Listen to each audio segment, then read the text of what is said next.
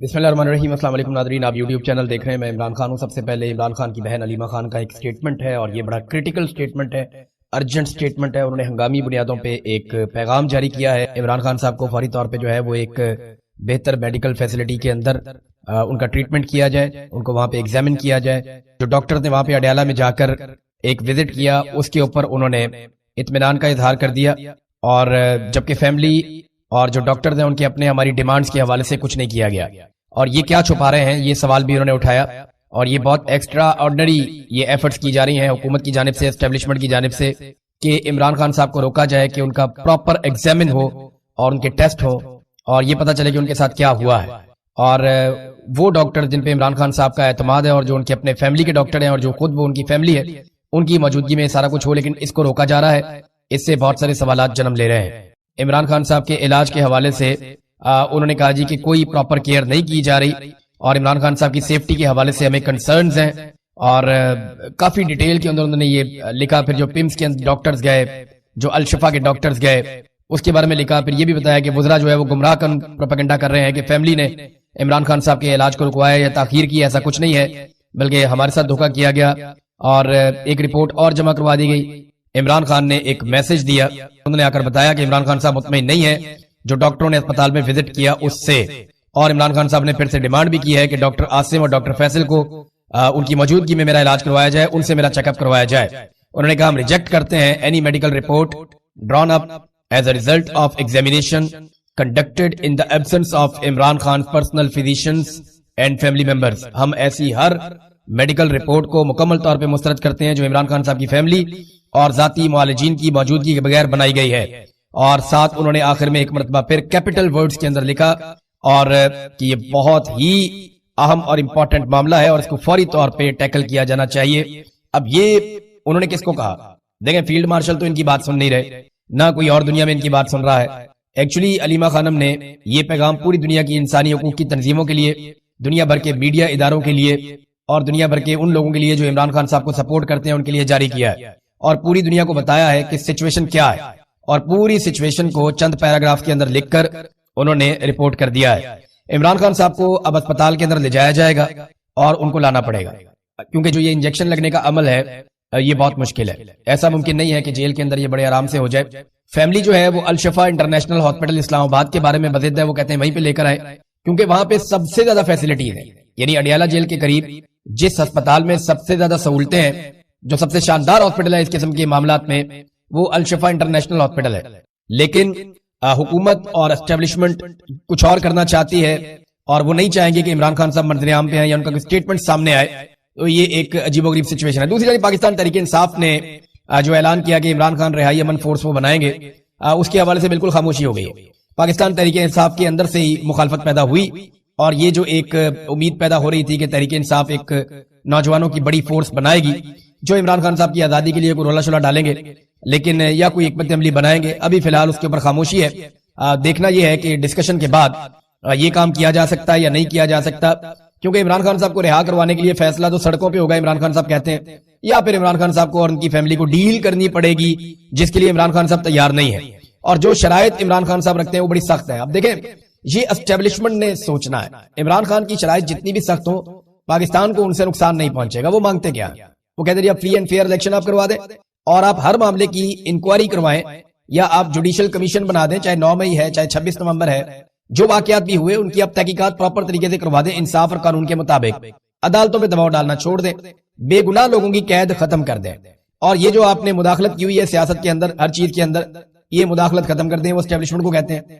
یہ چیزیں پاکستان کو ڈیلیور کریں گی، لیکن مجھے نہیں لگتا کہ ان کا ایسا کوئی ارادہ ہے اسٹیبلشمنٹ کا۔ جس طریقے سے پاکستان میں لگژری طیارے آ رہے ہیں، اسی طرح پنجاب میں مریم نواز نے بھی طیارہ حاصل کر لیا ہے۔ فیملی کے 10 12 15 17 لوگوں کو لے کر نکلنا ان کے لیے بھی کوئی مسئلہ نہیں ہوگا۔ ایسا لگتا ہے کہ بھاگنے کی تیاریاں ہیں جس طرح طیارے یہ اکٹھے کر رہے ہیں۔ بہرحال ان طیاروں کے پیسے کس نے دیے، کہاں سے آیا اتنا پیسہ؟ کیونکہ پاکستانی تو غریب ہے، پاکستانیوں کے پاس تو پیسہ نہیں ہے، یہاں روٹی کھانے کا پیسہ نہیں ہے، آدھے پاکستانی غربت کی لکیر سے نیچے ہیں، تو ان پاکستانیوں کے پاس تو اتنے پیسے نہیں ہیں کہ یہ طیارے لے کر آئے۔ تو انہوں نے پیسے کہاں سے دیے؟ ان طیاروں کے قرضے لے کر دیے۔ حالات یہ ہیں کہ پنجاب جہاں پہ مریم نواز کی حکومت ہے، یہاں پہ اس وقت قرضے پہنچ چکے ہیں 1700 ارب روپے سے زائد۔ یہ عثمان بزدار کے دور میں 900 ارب کے آس پاس تھے کہیں پہ، اس سے زیادہ تھے, 900 ارب سے زیادہ تھے. یہ بیرونی قرضوں کی میں بات کر رہا ہوں. اور اب جو ہے وہ بیرونی قرضے پہنچ چکے ہیں لگ بھگ 1700 ارب تک, یعنی 1705 ارب تک پہنچ گئے. 1705 ارب تک یہ پہنچ گئے. اس میں ایشیائی ترقیاتی بینک کے 20% ہیں, چائنا سے بھی کوئی 18-20% ہیں, اور 58% قرضہ جو ہے وہ ورلڈ بینک سے لیا گیا ہے. تو مریم نواز نے ٹکا کے قرضے لیے ہیں اور پنجاب کو قرضوں میں ڈبو دیا انہوں نے. 2036 تک پاکستانی یہ قرضے ہی اتارتے رہیں گے. کوئی بھی حکومت آئے گی اگلے 10 سال انہوں نے قرضے ہی اتارنے ہیں, اور اپنے لیے جہاز بھی لے لیا. ان قرضوں سے انہوں نے سیلاب متاثرین کے گھر نہیں بنائے, ان قرضوں سے انہوں نے گٹروں کے ڈھکن نہیں لگائے, ان قرضوں سے انہوں نے غریب آدمی کو ایجوکیشن نہیں دی, ہیلتھ نہیں دی, بلکہ وہ جو ہیلتھ کارڈ تھا وہ بھی ان سے واپس لے لیا. ان قرضوں سے انہوں نے کسان کو کچھ نہیں دیا, ان قرضوں سے انہوں نے مزدور کو کچھ نہیں دیا, ان قرضوں سے انہوں نے بجلی کے اوپر جتنی سبسڈی تھی وہ واپس لے لی, بجائے اس کے کہ 200-300 یونٹ بجلی مفت کرتے. تو ان قرضوں سے اور تو کچھ کیا نہیں, اپنی عیاشیاں کی ہیں, پوری دنیا کی موجیں یہ کر رہے ہیں. اور اب ایک طیارہ بھی انہوں نے لے لیا. بھاگنے کے لیے یہ طیارے کام آئیں گے اور کوئی کام نہیں ہے. ایک طیارے کا کہا جا رہا ہے وہ 11 ارب کا ہے, تو دوسرا بتایا جا رہا ہے جی وہ اس سے بھی مہنگا ہے اور بڑا جدید طیارہ ہے. تو اسرائیلی طیارے, ہمیں پاکستانیوں کو کہتے ہیں کہ اسرائیلی مصنوعات کا بائیکاٹ کر دو, ان کی بوتل نہیں پینی, 10 روپے والی یہ چیز نہیں لینی, وہ چپس نہیں لینا, یہ نہیں لینا, وہ نہیں لینا. یہ اسرائیل کا ہے. خود جناب اسرائیلی طیارے کمال نہیں ہو گیا, خود اسرائیل کے ساتھ بیٹھ کے میٹنگیں, زبردست نہیں ہو گیا, ان کے ساتھ کھڑے ہو کے فوٹو, اور باقاعدہ اعلان کیا جاتا ہے کہ ہمیں کوئی اعتراض نہیں ہے کہ نیتن یاہو یا اسرائیلی اس کے اندر شامل ہو میٹنگ میں. نیتن یاہو کا ایک سٹیٹمنٹ بھی ہے, یہ سٹیٹمنٹ آپ دیکھیں. نیتن یاہو نے کچھ پوسٹ کیے ہیں پرائم منسٹر آف اسرائیل کے اکاؤنٹ سے, اور لب لباب ان کا یہ ہے کہ یہ نیتن یاہو کا صاف صاف اعلان ہے کہ ایک ایسا اتحاد بن رہا ہے جس میں افریقہ بھی ممالک بھی ہوں گے, ایشیا کے ممالک ہوں گے جن کا کچھ کا وہ نام نہیں لے سکتے, تو لازمی بات ہے پاکستان بھی ہے ان میں. انڈیا کا انہوں نے کہا جی انڈیا بھی ہوگا, عرب ممالک کا انہوں نے کہا جی عرب ممالک بھی ہوں گے. پھر جناب مشترکہ کوئی مفادات ہیں جو ہوں گے, اور بہت سارے انہوں نے پلان بتائے نیتن یاہو نے. پھر نیتن یاہو نے کہا جی ہم ابھی نام نہیں بتا رہے, وقت آنے پہ بتائیں گے. ایک مرتبہ پھر پولیس کا کریک ڈاؤن ہوا ہے, اڈیالہ جیل کے باہر کافی تشدد ہوا, بہت ساری گرفتاریاں بھی ہوئیں, اور پھر زبردستی کریک ڈاؤن کر کے دھرنا ختم کروا دیا گیا. عمران خان صاحب کی بہنیں ایک مرتبہ پھر وہاں گئی تھی اڈیالہ جیل کے باہر کہ ملاقات کرنی ہے انہوں نے اپنے بھائی سے. اب آج جب آپ یہ ویلاگ سن رہے ہیں تو 43 ڈیز ہو گئے, 43 دن ہو گئے عمران خان صاحب کی بہنوں کی ان سے ملاقات نہیں کروائی گئی. اور اس سے پہلے جو آخری ملاقات کروائی گئی تھی وہ کروائی گئی تھی 2 دسمبر کو, یعنی 6 ہفتے سے زیادہ ہو گئے کہ ملاقات نہیں ہو رہی عمران خان صاحب کی اپنی بہنوں سے, اپنی فیملی سے. اور جو 2 دسمبر کو ملاقات کروائی گئی تھی وہ بھی لگ بھگ 1 مہینے کے بعد ملاقات کروائی گئی تھی. اس سے پچھلی ملاقات 4 نومبر کو کروائی گئی تھی.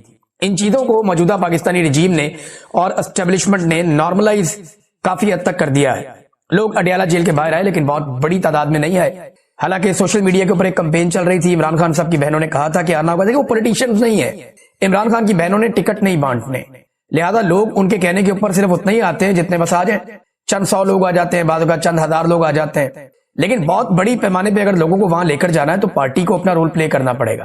اور پارٹی یہ سمجھتی ہے, ایسا دکھائی دے رہا ہے کہ کوئی فائدہ نہیں اڈیالہ کے باہر جانے کا, یعنی ہمیں وہ ایکٹیویٹی نظر ہی نہیں آتی جو ایک پولیٹیکل پارٹی کی ہو سکتی ہے. صدیق جان صاحب نے اس پہ ایک بڑا تفصیلی ویلاگ کیا, اور ان کی پاکستان تحریک انصاف کے کچھ بہت اہم ترین بندے سے ان کی بات بھی ہوئی. میری بھی پاکستان تحریک انصاف کے اہم لوگوں سے بات ہوتی رہتی ہے, اور ابھی کچھ جرنلسٹ ہیں ان سے میری بات ہو رہی تھی. انہوں نے بھی یہ بتایا کہ جناب جان بوجھ کے پاکستان تحریک انصاف اڈیالہ کے باہر اس طرح زور نہیں لگاتی جس طرح وہ ماضی میں شاید لگا رہے تھے. میں نے ان سے وجہ پوچھی, اور یہ صدیق جان بھی یہی جاننا چاہتے تھے. تو وہ یہ سمجھتے ہیں کہ اس سے کوئی فائدہ نہیں ہوگا. اب عمران خان صاحب کی بہنوں کو تو فائدہ اور نقصان نہیں دیکھنا نا, وہ تو جاتی ہیں صرف احتجاج کرنے کے لیے, وہ تو جاتی ہیں اپنے بھائی سے ملنے کے لیے, کسی طرح ان کی ملاقات ہو جائے. پچھلے ہفتے انہوں نے وہاں سورہ یاسین پڑھوائی تھی, کل وہ وہاں پہ قرآن پاک پڑھ کے گئی ہیں اور دعا کر کے گئی ہیں. ان کے اوپر ٹارچر بھی ہوا, بدتمیزی بھی بہت ہوئی. اب کچھ چیزیں جو ہیں وہ صدیق جان نے بھی ڈسکس کی ہیں, میں بھی آپ کے سامنے رکھنا چاہتا ہوں. دیکھیں عمران خان صاحب بار بار اپنے ٹویٹ میں یہ کہتے رہے ہیں کہ لوگوں کو آنا چاہیے, ان کی بہنیں بھی یہی کہتی ہیں کہ لوگوں کو آنا چاہیے. جب لوگ آتے ہیں تو دباؤ بڑھتا ہے. عمران خان علی امین گنڈا پور کو بھی بار بار یہی کہتے تھے وہ مجھے ملنے کیوں نہیں آتا. تو ایکچولی وہ بار بار یہ تو نہیں کہہ سکتے کہ اڈیالہ کے باہر آ کر بیٹھو اور احتجاج کرو اور دباؤ بڑھاؤ تاکہ ملاقاتیں نہ روکی جائیں. یہ تو کام پارٹی کے کرنے کا ہے نا. یہ عمران خان صاحب کی بہنیں یہ بات بار بار کہہ رہی ہیں. عمران خان یہ ضرور کہتے رہے کہ عدالتوں کے اوپر دباؤ ضرور بڑھائیں تاکہ وہ انصاف دیں. جب تک آپ عدالتوں کے اندر نہیں جائیں گے یہ ایک عدلیہ مردہ گھوڑا بن چکی ہے. اس میں جان ڈالنے کے لیے ان کو کم سے کم ایسی سپورٹ چاہیے کہ لوگ آگر کھڑے تو ہوں. اب عدالتوں کے اندر جج انہوں نے اپنی مرضی کے لگا دیے, پاکستان تحریک انصاف غائب. یعنی یہ کیسے ہو سکتا ہے کہ ایک اتنی بڑی پولیٹیکل پارٹی ہے جس کی اتنی زیادہ طاقت ہے, اس کے اراکین اسمبلی اگر آپ صرف نکال لیں سینیٹرز اور قومی اور صوبائی اسمبلی کے, یہ لگ بھگ 300 سے زیادہ یہ بنتے ہیں, اور اس کا لیڈر جیل میں پڑا ہوا ہے اور 2-3 مہینے ہو گئے ملاقاتیں نہیں ہو رہی. یعنی 1.5 مہینہ یہ ہو گیا, 1 مہینہ اس سے پہلے والا آپ لگا لیں, اس بیچ میں ایک ملاقات کروائی گئی ہے. تو یہ کیسے ہو سکتا ہے؟ وہ یہ ماننے والی بات تو نہیں ہے نا, اتنی بڑی پولیٹیکل پارٹی ہو اور یہ یعنی عدالت کے اندر ان کا کیس ہی نہیں لگتا. 3 مہینے ہو گئے ہیں القادر یونیورسٹی والے کیس میں, انہوں نے دوبارہ کبھی پرسو ہی نہیں کیا اس کو. 3 مہینے کیس کو پرسو نہیں کرتے, اور یہ وہ پولیٹیکل پارٹی ہے جس میں عمران خان صاحب نے ٹاپ کے اوپر لا کے وکلا بٹھا دیے. کوئی 4-5 وکیل رہنما ہیں جو ٹاپ کے اوپر پاکستان تحریک انصاف کے فیصلے کرتے ہیں, لیکن اس کے باوجود عدالتوں میں عمران خان کو انصاف ملنا تو بہت دور کی بات ہے, کیس ہی نہیں لگتا. اب اتنی طاقت ہو جب پاکستان تحریک انصاف جس کے اوپر ہاتھ رکھ دے, عمران خان جس کو ہاتھ رکھ دے وہ وکلا کا الیکشن جیت جائے. جب اتنی طاقت ہو تو جج کیسے ہو سکتا ہے کہ کیس ہی نہ لگائے؟ اگر یہ وکلا جا کے عدالتوں کے اندر بیٹھ جائیں اور یہ وہاں گھنٹوں بیٹھے رہیں اور سینکڑوں کی تعداد میں بیٹھے رہیں تو یہ سسٹم چلنا بند ہو جائے گا. وکیل جب چاہے کیس لگوا سکتے ہیں, لیکن یہ کام ہی نہیں ہو رہا. عدالتوں پہ دباؤ کیوں نہیں ڈالا جاتا, اس کے بارے میں پاکستان تحریک انصاف کے لوگ بھی کہتے ہیں, اور صدیق جان نے بھی اپنے ویلاگ میں کہا, اور بات ٹھیک لگتی ہے کہ پاکستان تحریک انصاف کے جو رہنما ہے اس وقت, ان میں بہت سارے وکیل ہیں اور ان کے اپنے پرائیویٹ کیسز ہیں جو کروڑوں روپے مالیت کے ہیں, اور وہ انہی عدالتوں میں انہی ججوں کے سامنے لگے ہوئے ہیں. وہ نہیں چاہتے کہ ان کے ان ججوں کے ساتھ تعلقات خراب ہوں یا ان کے عدلیہ کے ساتھ تعلقات خراب ہوں, لہذا وہ اس معاملے پہ اس حد تک کمپرومائز کر لیتے ہیں کہ عدالت پہ زیادہ دباؤ نہیں ڈالنا. لیکن ایک سینیریو انہوں نے سامنے رکھا. آپ فرض کیجئے پاکستان تحریک انصاف کے 300-350 MNAs, MPAs اور سینیٹرز یہ جا کر بیٹھ جاتے ہیں اسلام آباد ہائی کورٹ میں, عمران خان کا کیس لگاؤ, ملاقات کیوں نہیں ہو رہی؟ تو کیا ان کو گھسیٹ کے باہر نکالیں گے؟ جب گھسیٹ کے باہر نکالیں گے ساری دنیا دیکھے گی یہ ایم پی ہے, یہ ایم این اے, یہ سینیٹر ہے, مار پڑ رہی ہے, یہ وزیر ہے, یہ سابق وزیر ہے, ان کو مار پڑ رہی ہے, انہیں گھسیٹ کے نکال رہے ہیں. اس کے اوپر مقدمہ کون سا ہو سکتا ہے؟ یہ وہاں کو دہشت گردی تو کرنے جا نہیں رہے, ہتھیار لے کے تو جا نہیں رہے.